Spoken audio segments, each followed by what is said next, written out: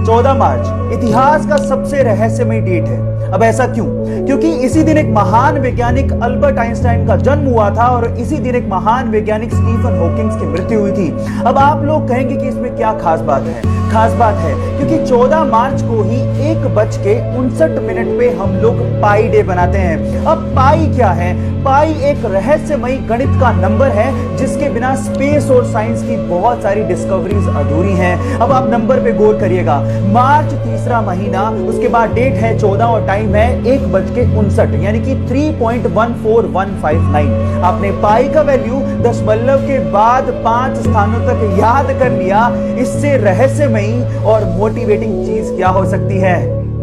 महज 21 साल का था तो डॉक्टर्स ने उसे कहा कि उसे मोटर न्यूरॉन जैसी खतरनाक लाइलाज बीमारी है। इस बीमारी की वजह से इंसान का उसकी मांसपेशियों से कंट्रोल खत्म होने लगता है। धीरे धीरे वो अपंग हो जाता है और फाइनली उसकी मृत्यु हो जाती है। डॉक्टर्स ने उसे कहा कि वो 2 साल से ज्यादा तक जिंदा ही नहीं रह सकता, लेकिन फिर भी अपनी जीने की इच्छा शक्ति की बदौलत उसने मृत्यु को हरा दिया। वो अपंग जरूर हुआ लेकिन 50 साल तक जिया।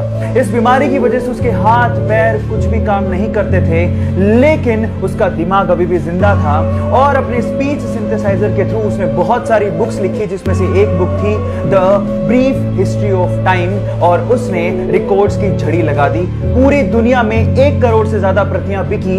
Yes, I am talking about Stephen Hawking, जिनका कहना है कि लाइफ में बहुत सारी कठिनाइयां होंगी लेकिन फिर भी आप कुछ ना कुछ कर सकते हो और सफल हो सकते हो।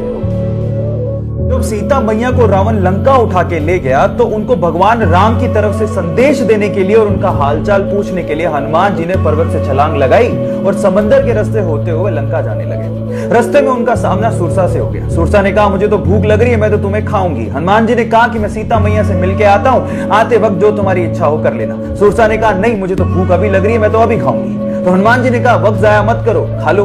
तो सुरसा ने उन्हें खाने के लिए अपना 1 योजन का मुंह खोला। 1 योजन का मुंह मतलब 8 मील मुंह खोला। जैसे ही उसने 1 योजन मुंह खोला, हनुमान जी 2 योजन के हो गए। सुरसा ने 2 योजन का मुंह खोला, हनुमान जी 4 योजन के हो गए। ऐसे करते करते सुरसा ने 64 योजन का मुंह खोल लिया। तो हनुमान जी ने बुद्धि दिखाते हुए अपना शरीर छोटा किया और उसके मुख का चक्कर लगाते हुए बाहर आ गए। यहाँ समझने लायक और सीखने लायक बात यह है कि जब पावर दिखानी थी तो हनुमान जी बड़े होते चले गए, लेकिन जब बुद्धि दिखानी थी तो हनुमान जी छोटे हो गए।